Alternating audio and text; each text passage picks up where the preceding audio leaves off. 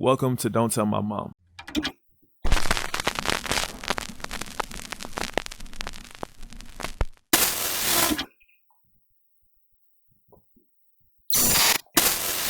Growing up, I've seen a lot and I've done a lot, but this story pertains to the time that I broke a samurai sword antique. I remember it like it was yesterday.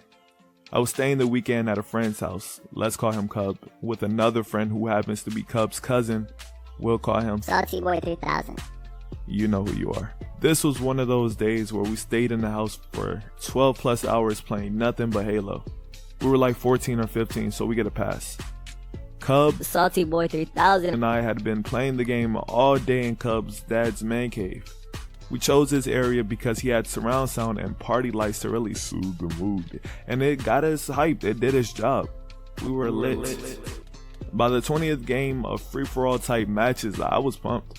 I wasn't pumped because I was winning or anything. I suck and I'm okay with that. But I had 4 bottles of soda pumping through my veins, which is rare because too much caffeine gives me headaches, but not today. I'm pumped, sauced, lit, whatever, and all I want to do is have fun. While the game is loading up, I stand up and I look around. I'm searching for trouble. Then I see it. A real life samurai sword. As soon as I see it, it's love at first sight. I instantly go over to it and I unsheath it.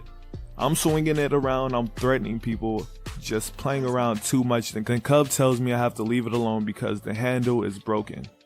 So imagine you have the sword and you're looking at the handle. The handle had a crack through the middle of it that didn't go all the way through it, but it was on its last 2 strings or whatever. So I put it down, but as soon as I let go, Salty Boy 3000 picks it up and boom. He's playing around with it. When I tell you Cub was scared, it's an understatement.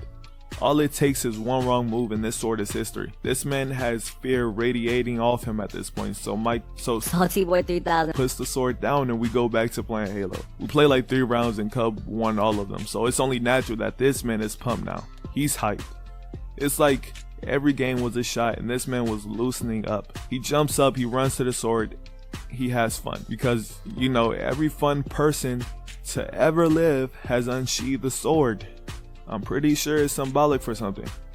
As he puts his hand on the sword, I see he's gripping it wrong as he's pulling it out. This is the same guy who told us to be careful.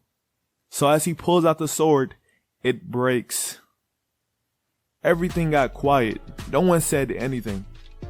10 seconds go by and Cub falls to his knees, so I start laughing. I'm not laughing because it's funny, I'm laughing because this man is about to die.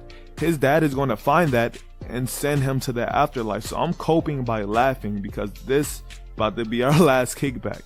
Cub laid on the ground for like 5 to 10 minutes with his face buried in the ground before he came back up.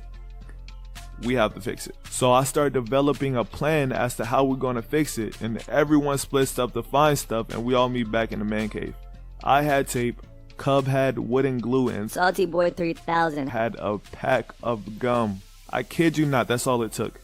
We wasn't trying to fix it forever, it just needed to be fixed until we all graduated, and it served its purpose. That's how that story ended up. It's crazy because now I'm 21 and that happened like 4 or 5 years ago, and I think once we turned 19, Cub had actually called me to tell me that his dad found out that the sword was broken.